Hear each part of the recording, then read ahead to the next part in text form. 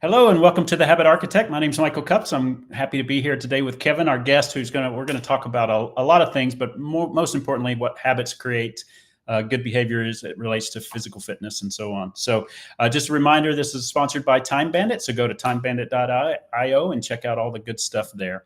Kevin, welcome. Good to see you again. Yeah, it's great to be on the other side of the microphone this time. So thanks for having me. Exactly. I do want you to mention your podcast later on through here, but why don't we start with just a general introduction of you and your business? Sounds good. Kevin Wood, owner and head trainer at CrossFit Moncton. It's been my business now for 17 years, so it's been quite a journey. We've gone through lots of ups and downs and struggles along the way. Most notably, COVID was the most recent struggle, but we managed to survive, and we're still on an upward trajectory from there. So it's it wasn't always my thing. I used to be a phys ed teacher back in the day, and transitioned over into this fitness realm, and it's been my living ever since. Yeah, and I'm guessing you were able to take a lot of the educational training there when you were a phys ed teacher into your CrossFit, maybe a bit more intense, and the people are paying to be there as opposed to students. That's the biggest difference, is that people actually want to be at the gym, whereas when we were in the phys ed class, only a few of them wanted to be there, but I still made it as interesting as possible for them, and I had a good time in my phys ed classes. It was still a great job. Yeah, exactly. That's fantastic. So CrossFit, man, it has taken the world by storm in the sense of fitness. And you said something there that was interesting. 17 years you've been running this business, and for whatever reason, I was thinking, well, CrossFit's just a recent fad, but it's not. It's been around for a while. Can you tell us a little bit about it first? What if somebody signs up for CrossFit, what are they signing up to do? So CrossFit's been around since the early 2000s. I guess I would be considered an early adopter. So I started doing it myself in 2006. And that's the greatest question I can get asked. And it's also one of the most challenging, is what is CrossFit? And to come up with an elevator pitch, it's very challenging. So what I tell people is, what are you doing next Wednesday? And then they come in and they experience it on their own. You're listening to this, so you don't get that opportunity. So what I would tell you is that it's a mix of a lot of different movements done at a relatively high intensity, and that's how you get results. We switch up movements like squats and burpees, pull-ups, weighted movements like barbells, running, rowing, skipping, and combine them in a lot of different ways, and then do it at a high intensity. And that's the fun part about it. It's all done in a community aspect as well, which makes it even more powerful. Yeah, exactly. You get that support. And so if somebody were to sign up for CrossFit, the goal isn't necessarily to compete in what you see on ESPN. No. It is total body fitness, right? Absolutely. And I love telling this story. People often say, I'm not in shape to start CrossFit, or I'm too old, or I have these injuries, whatever they are. And I always tell them, my mom still does CrossFit 3 days a week. She started when she was 59, and she's 75 now. Oh, wow. Since she started, she's also had breast cancer, 2 strokes. She has rheumatoid arthritis, and she currently has an aneurysm on her aorta. So if her blood pressure goes too high, her heart will explode and she'll die. She still comes 3 days a week. Yeah. The doctor said that she wouldn't have survived her strokes if it wasn't for doing CrossFit for all of those years prior. I know deep in my soul that CrossFit literally will save your life if you start. You got to start though. You got to get started. And you just took away all my excuses. I was going to tell you, I had cancer. Now I've got nothing left, Kevin. So that's amazing. So that's a great point. And I wish your mom well, and especially with her heart conditions, but it sounds like she's got her path and she's on it. And so that's an important thing. I think the CrossFit seems daunting, as anything that we are going to take on does. If you want to run a marathon, or you want to become a swimmer or something like that, and you're not a swimmer today, I mean, it can feel daunting. So what would you say about that? It sounds like come in next Wednesday is the first answer, but how do people think about something? I want to be there. I want to be a CrossFit athlete for myself. So how do you get your mindset into that? It starts with why. Like, you have to identify what your why is. So when we have people come into the gym for the first time, we don't throw them to the wolves. We don't just like baptism by fire. We actually sit them down in my office and we start asking them questions. Why are you here? What what do you want? What do you want to be different? What will success look like for you? Yeah. Thinking about 3 to 6 months down the road, what do you want to be different? And then what difference would that make? And then when people start to see and sort of start to analyze, we get out of those like surface level answers like I want to lose weight or I want to tone up, I Hmm. want to be more fit. Nice. That's okay. But Yeah. why? Like what difference will that make? And when they start talking about things like their family history and like, well, my father and my mother, they both had heart disease and I don't want to go down that same road, or, they're on all these medications that they want to get off. We've literally seen people transform their lives as a result of making these lifestyle changes. Yeah. So it starts with the why. Like, why are Yeah. you doing this in the first place? And if it's deep enough and it's Yeah. meaningful enough, you will run through walls to make sure that you start and you get the help that you need. Yeah, and Kevin, I think that's great. The way that I approach training, and the first thing we do is just understand your hierarchy of values. And Yep. if you can't tie your actions to your values, it's going to fail. And that's Yep. what just amazes me every January. All people take on these resolutions, and the resolution itself is so vague. They're setting themselves up for failure, right? Like you said, I want to get fit, and that's their resolution, right? And there's no way to really do that, What right? does that mean? It doesn't mean Yeah, anything. yeah, yeah, Yep. exactly. So you figure out the why, and let's just whatever it is, get off the medications. I think is a great example. Um, how would you get them started? What's the kind of step one, step two? I mean, understanding the why is, I guess, step one, but then what's kind of how do you get them on the small? It's little steps that'll build up to big results. So how do you start a big Yeah. program? So we're a little unique in the way we onboard people. So we don't allow people to come in and just start in group classes. We do what's Yeah, called an onboarding process, and we call it our fundamentals. And I'm sure you're familiar with like martial arts, karate, Brazilian jiu-jitsu, stuff like that, where they have a belt system where they go from a white belt and they try to work their way up to a black belt. yeah, Well, we did the exact same thing, but with fitness. So we have white levels of fitness, yellow levels of fitness, orange, blue, purple, right up to black.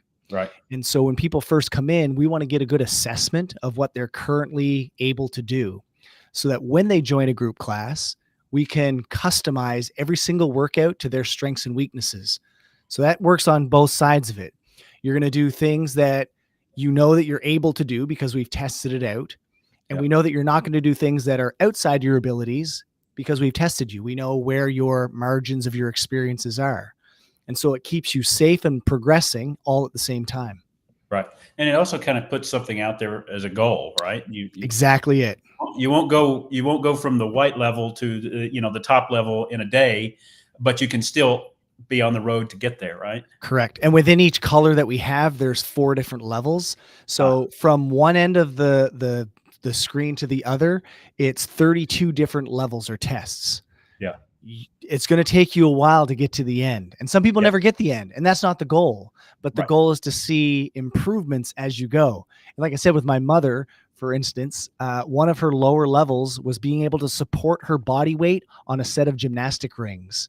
And she worked every single time she came in, she worked on it and worked on it, and she Wow. was finally able to do it. And Yeah, so it was a huge celebration. that's Does great. that mean that she's the fittest in the world or the fittest person in Moncton? Probably not, but I know that she's definitely the fittest 75-year-old in our neighborhood, Yeah, exactly. right? That's great. And you know what? That's a good celebration too, right? Yeah. Because celebrations it's an interesting thing the way we celebrate in this kind of reward culture we're in, where sometimes we're celebrating things that we're I don't want to diminish it, but that maybe don't just deserve a full celebration. But it's those little victories that we should celebrate, even if it's just ourselves. I Yes. mean, when your mom could hold her body weight on the gymnast rings, I mean, that's a good thing for her to realize and power her to the next goal, whatever. And it Exactly. didn't, maybe not even physical fitness. It could be something else that she wants to go through. So what do you, I mean, what is the science of that a little bit? If you, I know you read a lot about this stuff. What do you think it is when just getting to a certain level boost your dopamine to the next level or whatever it may be? What do you have any take on that? Yeah. What kind of motivates people there? There's a great book called The Power of Moments. Mm. and it talks a lot about that. Oftentimes, like once we are done with school, the celebration components kind of go away unless you're involved in some type of like sporting or an activity like that has celebration moments built into it. Oftentimes you're not celebrated unless you get like, at your job, a 10-year plaque or, Yeah. a 25 anniversary watch or something like that. But that's just, you put the time in. It had nothing to do with your achievements. Yeah. And so at the gym, we build those in. We call them bright spots. And so Right. what was your bright spot for today? Oh, I did this and I've never done it before. So just last Friday, we had a competition at the gym, and we had a whole bunch of women in our gym get pull-ups that they've never been able to do before. But it was the power of the energy and in the moment that allowed them to get their chin over the bar, not just for the first time, but they did it for multiple reps after that. And the whole gym was electric. It was insane to feel the energy in the gym at that moment. Yeah. And so it's powerful when it's done in a group setting. If you just work on your own and kind of like, I'm going to try to get a pull up, and then it happens and you look around and you're the only one there, you don't get the same feeling. It doesn't have the same umph to it. Right. Yeah. Yeah. No, that's great. That's a good point. So that's awesome. So on the fundamentals that you're on, and it sounds like you have a wide range of capability in your gym. On the fundamentals, what do you think or helps people get over the fear or the initial hesitation to go forward? Because it can be daunting walking into a gym and you're watching people already do pull-ups, and in your mind you think, I've never done one. And so how do you help them kind of get through that? That's a great question. Again, when we try to book those no sweat intro meetings when they first come into the gym during a class time, and we bring them in, and oftentimes we'll hear, I saw somebody that looked like me. Yeah. That's it. They see somebody that looks like them. We don't post pictures on our social media with like ripped athletes with their shirts coming off. It's moms and dads and parents and the old grandmothers and grandfathers and everybody in between, all shapes, all abilities, because we're just ordinary people doing extraordinary things. Yeah. We're not extraordinary. We're not insane. We're not superstar athletes. We're just people that want to live a little healthier and live a little longer. And that's it. That's the point. Yeah. And there's power in that. What you said, that when they come in, they see somebody that's not that ripped athlete, but somebody that's similar to them. And I participate in a addiction recovery group on Saturdays that I help facilitate. And the one thing that is consistently said is that when people sit in that meeting, they hear other stories, and they don't feel so isolated. Then they don't feel like they're so alone or different, right? It's like, oh, other people are dealing with this, or other people want to improve in the gym. And so when they're around people that are, it makes that kind of, I don't know if you want to call it shame, kind of disappear, because they know they're not alone, right? And we know this is true based on natural disasters. There's a thing called shared suffering. So when people go through traumatic experiences together, they create a bond that's almost unbreakable. And we're creating we'll call them micro traumas. They're not. It's just a workout. It's a workout. You're all going to survive it. Nobody's going to die. Right? There's no fear in there. But we all go through these hard workouts together, and as a result, people create these crazy bonds. I had a chat this morning with somebody that said the same thing. She goes, "You know why I joined?" And it's she has a husband that's dying, and she needed to be able to lift him. And so that was her why. It wasn't to lose weight or, whatever. There's an actual reason. And so his end of life is coming up, and she goes, listen, that's why I joined, but I never expected the community aspect to be the reason why I'm sticking around. So even after my husband is gone, you're still going to have to put up with me. I'm still going to be coming every day. That's good for her. Good for her. And you know what, that says something about community too, that her why was very personal, but she probably enjoyed her time with the community because it helped her lift her a little bit too. Right. Absolutely. So, yeah. So CrossFit is a series of a lot of movements, a lot of different, it's not just get on a track and run or get on a treadmill and run. Right. So the science behind that is not unlike life, right? Where you have this variety of things you have to kind of move through. So walk us through how the small things in CrossFit add up to big results. Yeah. So before I do, there's a great book I've read years ago called Satisfaction, and it dove into the science of what is the root cause of satisfaction. And I was shocked at the answer, and it was variety. Ah, Variety. And so we need that in our daily lives. And you'll often hear that people, when they eat the same things every day, it gets a routine, they get bored, and then they fall off the wagon. Or you go to the gym and you just, again, like you said, you go on the treadmill every day, you get yeah, bored of it, and then you stop doing it altogether. And so yeah, with CrossFit, because every workout is different every day, it gives you that variety, and you're always being entertained. It's always like, oh, what are we doing today? What's new? It's like, it's what makes it so enjoyable and so easy to keep coming day after day. yeah, yeah, and it is different, and that's not unlike life. I was talking about we built our app, I insisted that you'd be able to associate a task or a habit with either your personal work or aspirational self, so you can kind of see that you're working on all of that. So in CrossFit, you kind of experiencing. I mean, there's workouts that maybe work on your legs more than your upper body, and then upper Sure. body, look, abs, whatever. And so, how is it that you can build a program, or can you just talk us through how you build a program that says, here's your whole body workout, but it's going to be done in these 12 steps or 6 steps or whatever it may be? It's a myth that CrossFit is random. It is not random, it's varied. And Yeah. when we put variety into it, it's done so with a plan in mind. So when I look at our gym, we have, like, I do all of my own programming at our gym. Some people purchase their programming, they follow CrossFit.com, whatever it is. I do my own programming. So when I look at the whole year, we have different phases throughout the year that we follow. So we're just finishing up. We're going to call it like competition season phase. So next Friday, that kind of ends, and we're going to start a new phase, which is going to be strength building. And so we're going to focus on, for this period of time, strength exercises. Does that mean we're never going to do a run or never going to do cardio? Absolutely not. But we're going to bias more of the strength stuff. Yeah. Once that's done, then we're going to move into more of an endurance phase. And so then you'll see more longer workouts, more running, more like burpees and down ups and skipping and stuff like that. So Yeah. it's not that it's not random. It has a plan to it, but sometimes we'll just bias one thing over another depending on the season that we're in. Yeah. Yeah. I like that. And I like that. And when you think about, if somebody has a why of, get a new job, they may have to do their varied habits. Maybe, they need to do something different with their money, so they have a higher reserve, and they may need to go take a class to learn something new. And they may have to, all of those things add up and compile to a better self. And you're doing it in a fitness metaphor, but I think that that's an important aspect of the kind of the variation and that it evolves over time too, right? So somebody their main goal may be 1 push-up, and then it may be 20 push-ups, and then it may be 100 push-ups, whatever that may be. But Yeah. it may involve other things to get your strength up to do those push-ups, right?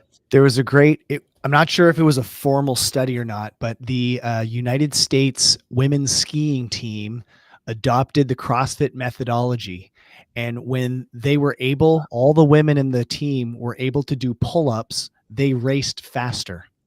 Now, Really? there's no direct correlation between being able to do a pull-up and skiing down a hill as fast as you can. But because they were able to do it, it improved it. So it's called the black box theory. There's an input, we call it CrossFit. The black box, you don't know why or what's happening in it, but as long as your output is improvement, keep doing the input. Yeah. Yeah. And that's it. That's incredible. Yeah. And I didn't know that about the U.S. women's ski team. We've got some good skiers too. And that's probably about the time we started seeing them, right? Is when CrossFit hit in. That's awesome. And how do you measure, let's start with, how do you measure success? And then the next question beyond that is, when you see somebody getting kind of either in a rut or they don't feel like they're going where they want to go, how do you lift them up? Love that. In your program. Yeah. So those are two big questions on both sides. So how do we measure success? The one thing we use the belted or the level method system that has everything colorized. So as people level up and we see their fitness is improving, we give them a certificate. It has their name on it and their new level and their new color, and we post it and we do a big celebration. We also measure success. We know the only way to be successful is to be consistent. That's the number one habit. Like you talk about habit architect, the number one thing is being consistent in no matter what you're doing. That's the only way you'll be successful. And so we measure success based on how many times you show up to the gym every month. So on a micro level, we know based on metrics that if people show up to the gym 12 times a month, they're more likely to stick around for multiple months after that point. Right. So we know that based on data. As soon as you go to 11, 10, 9, 8, it really starts to drop. If people are only coming 2 to 3 times a month, their chances of sticking around long-term are next to nothing. Yeah. The second thing is we celebrate class milestones. So if you attend, everybody gets a keychain when they first start. It has Velcro on the back of it. And as soon as you attend your first 50 classes, you get your first class patch that goes on the back of that keychain. So it goes 50, 100, 250, 500, all the way up to, we have some people going to come up to 3,000 next year. Yeah. Which is mind blowing. That's like, you're in it for like 15 plus years in order to get 3,000 classes in. Yeah. So that's kind of the success component. We also do, and this kind of goes into like what happens if somebody gets into a rut, is we offer a goal review session. So I have a meeting. Somebody messaged me yesterday, actually. Name is Trixie. She goes, I don't know why. I've always been motivated, but I just feel like it's harder to get to the gym and whatnot. Immediately send her the link. Book me for a goal review. So I'm going to have her come into my office and we're going to revisit. I have all of her paperwork from when she first started, right from that no sweat intro, our first meeting. And I'm going to go through it. You said that this is why you joined. Is that still true? I already accomplished that. Great. Did we celebrate that at all? No. Now's the time, right? So we're always going back to that why. And if it's new, we re-identify what's the next success point and how will you know when you get there? Yeah. Yeah. That's a great lesson for all of us, because sometimes we do achieve things in our lives and we don't celebrate it, number one. And two, we don't reassess and reestablish what's next for us. Right. So it's like climbing a mountain. People often don't look behind them, and it's okay. Look behind you every once in a while to see how far you've come. We often wait till we get to the top and then you're like, oh shit, there's the next mountain I have to climb. You got to look back sometimes, right? Yeah, that's a great visual too, if you think about it, just how far you've come, and now get ready. And then next mountain that you want to climb is not as high, I would say, right? Because you take the cumulative effects with you when you achieve something, right? That's a known fact that once you achieve something, and consistency. Let's go back to that consistency. Now you've got a real identifiable way of measuring it. Do you see in your participants or members, I guess I don't know what you call your CrossFit team there that you have, do you see something where consistency makes a difference? I mean, maybe somebody that you didn't think would keep showing up, but they did, or, I mean, do you have any insights there on the consistency tab? It's, yes, it's a hard one because it's very internalized for a lot of people. We can only push so hard. We can only do so much. We can't show up to your house and drag you out of your bed in order to get you to the gym. We can only string so many carrots in front of you before it's like, you got to take matters into your own hand. I remember seeing a video years ago. His name's Prince EA. He's on YouTube. And the video was titled, it's a 1-minute video on why people don't change. And the reason is because it doesn't hurt bad enough. Yep. People would rather readjust themselves in discomfort and find a new spot to sit on pain than to find a cure. Yeah. And so sometimes I'll send them that video and I say, you're just not, you don't feel the pain enough yet in order for you to make a change. Yeah. And sometimes it stings. I'm not here to, make you feel good. Yeah. I'm here to tell you the truth and tell you what you need to hear. And oftentimes it's, you're just not ready, and that's okay. We will be here when you are ready.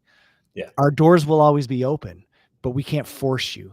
Yeah, yeah, but I think there's something there that that we all feel sometimes, because even outside the gym, we start something. Well, for me, it's to learn French. Oui, I start oui. work, I work on it, I work on it, I work on it, and then I'm so frustrated that I don't feel like I'm getting better, and it's just about showing up to the next lesson, whatever it may be, and that's the interesting thing about the New Year's resolutions to me is people think that when they, let's say they start walking as their New Year's resolution and they skip a day and they think, well, they failed.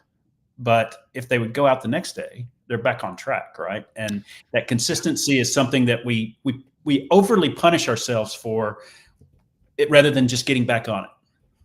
I have a great analogy for that. And so one of my members, I overheard her telling another member last night about it. I'm like, oh, where'd you hear that? So she goes, when I fall off the wagon, it's like getting a flat tire on the way to work. I don't pop out of my car and then smash the other three tires flat. I change the tire and I keep moving forward. That's And right. it's the same as your diet. It's the same as your fitness plan. If you have a bad day, you don't have to have multiple bad days after that.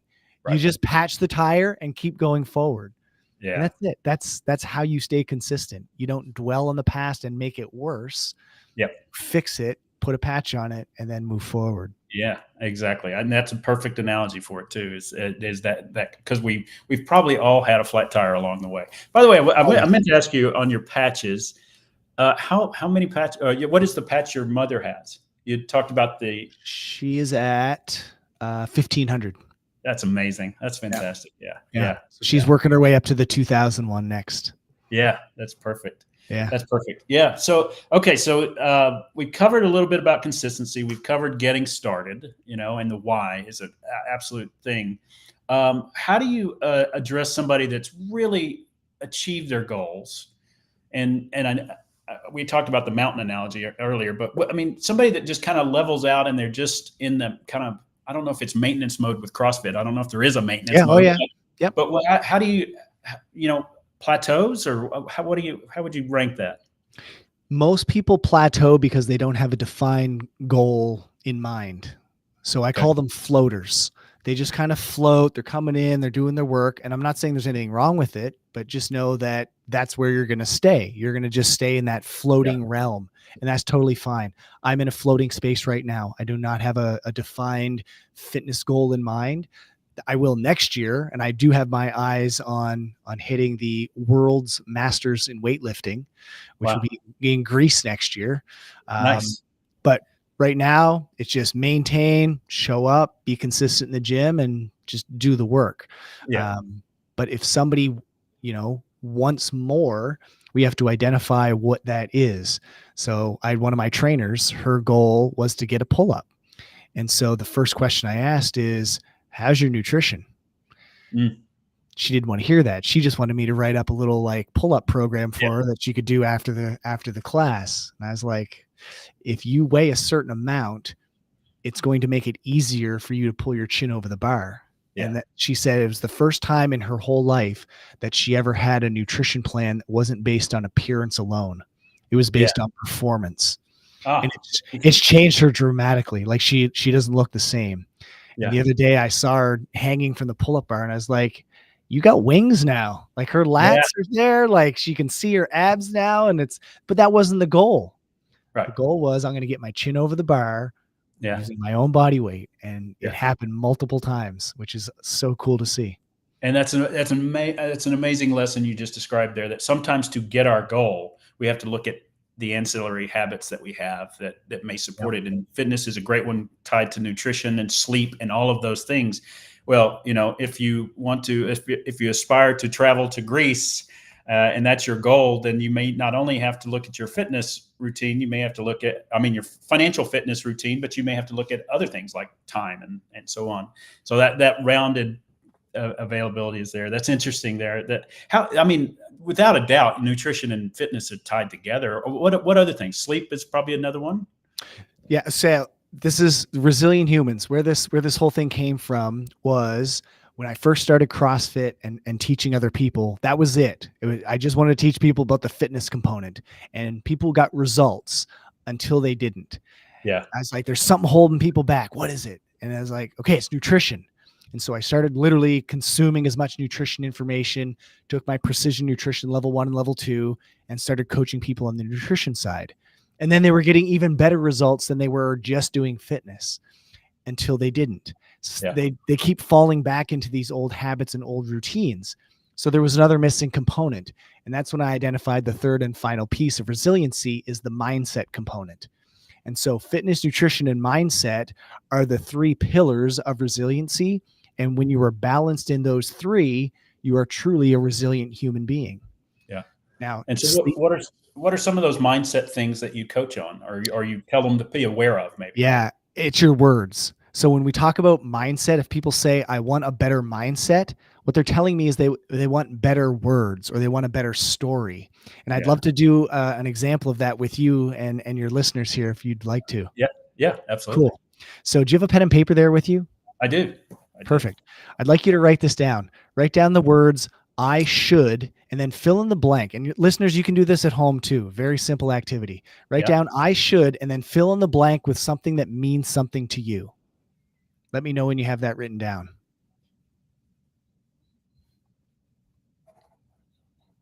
Okay. And share with us. What did you write down? So I stayed on the fitness theme. Sure. Is lift more weights, because everything I read is weight training is important for people my age and over. Okay. And all I do right now is I do a lot of walking and a lot of cardio. Okay. So read the whole sentence, start to finish. I should lift more weights is what I wrote. How does it feel to say that? I should lift more weights. To be honest, I feel like I should have been doing this already. So okay. So a little kind of like regret or guilt kind of in there. Yeah. Okay. I want you to take that same sentence, cross out the word should, and put the word could. All right. Reread the sentence for me. I could lift more weights. Yeah. You said it differently. I don't know if the listeners picked up on that, but your tone was a little different. Right. What kind of feelings or emotions come up when you say it that way? It's more action oriented. It's like, okay, I know I'm on a journey. I'm on a journey, right? So, listeners, I did not pay him to say that. This is legit. This is real. Okay. I want you to take it one more step further. Cross out the word could and put can. Oh, okay. I was thought you said I will, but I can lift more weights. How's it feel to say that? Much better. Much better. Absolutely. We just changed one word. Yeah. And the whole feeling, emotion, the imagery, the thoughts that come up with it have changed dramatically for you since the start. We're going to take it one more step further. And I want you to add the word because to the end of that sentence. And then fill in the rest. Yep. Once you have that sentence, read it out loud for us. I can lift more weights because I want to be around for my family. How's it feel to say that one? It's a little personal, but I like it. Yeah. Right. It's powerful, right? Yeah. And the thoughts in my head were my son and my grandson and Catherine and all those things. Right. So you just kind of starts filling up and saying, okay, there's something there.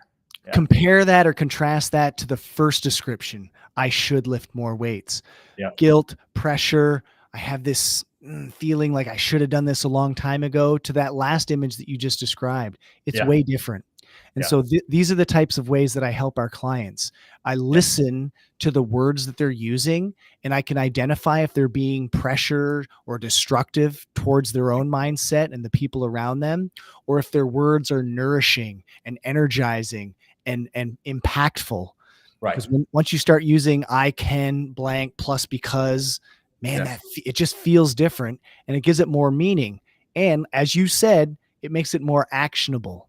Yeah. I actually want to do this. Like I see the possibility and the potential of me actually doing this. So absolutely. It's amazing. The first sentence, when I look back at it now, was more of shame, sort of, right? And then it was about you added the why in there. So how many times have you should on yourself? Yeah. Right. People should on themselves all the time. Yeah. Exactly. And it feels terrible. But we do it subconsciously and we do it consciously. So the idea behind this exercise is to take the fast thoughts that are in your head and slow them down by writing them down. Pick up a pen, pencil, write out those thoughts, and then you can start to edit them. Yep. And then you can reread them and be like, well, that sounds way better. Yeah. I could actually do something about that. So then what I would do is I'd go the next step and say, if you said you can lift more weights because for whatever reason, when are you going to do that next? Yeah. Yeah. And then you're going to put that on your calendar, and then you're going to get that done. Yep. And you start prioritizing it because now it matters, and it's not just, yeah, exactly. That's a fantastic exercise. Ties back in right to the very start. What's the first step? Finding out your why. Yeah, exactly. That's fantastic. I appreciate that journey you just took me on to. Awesome. So Appreciate it. that's great. Well, that is great advice, Kevin. So you mentioned Resilient Humans, and I know this is a passion project with you. Tell us about the podcast. Yeah. So it actually started out as kind of a dare. It wasn't even my idea. It's fine. But my wife kind of pushed me into it. For my birthday, it'll be 3 years ago this month that I first launched the podcast, Resilient Humans. And yeah, I do solo casts, which have gotten a lot better over the years. I actually, when I recorded my first one just solo, I deleted it. I was like, I can't put that out there. It was just me rambling. Way more comfortable and confident now in what I have to say. And then every second episode, I'll bring a guest on, and the guests can range from, people like yourself that help others with being more resilient in any aspect of their life, or people that have gone through struggles themselves and have a lesson to teach others as well. So it's been an awesome journey. We're 142 episodes in. Nice. Yours is actually going to be released next Monday. So I hope everybody can tune in for that one. Yeah. Yeah, that's fantastic. So the Resilient Human podcast, people can find it on the usual channels, right? Spotify, Apple, all those. Right? And YouTube. Yep. Everywhere. Yeah. And then tell us a little bit about your business, or more importantly, if somebody wanted to reach out to you, Kevin, you strike me as the kind of guy that will help anybody, even if it's over an email or something. But how would people find you? Easy through Instagram, CF_Coach_Kevin. I'm on LinkedIn. I'm on Facebook. You can send me an email, kevin@crossfitmoncton.com. Yeah. You described it very perfectly. I'm here to serve. I've had a lot of help to get to where I am, and I'm more than willing to give that help back. So it's my way of paying my community back. And you know that you're kind of an OG CrossFitter if you got CF@Kevin or _Kevin in your Instagram handle. You were at this a lot longer than some of the newbies, but that's fantastic. I really appreciate the story and the journey you took us on, Kevin. I mean, from everything from the why to just the fundamentals of habit building to achieve your goals, and then once you achieve your goals, look back, reflect, but keep going. Everything you shared was fantastic, and that little exercise as well. That everybody can do that. I mean, they can do that today. They can listen to it and write those 3 words down or 4 words down, and then keep going. So Absolutely. That's awesome.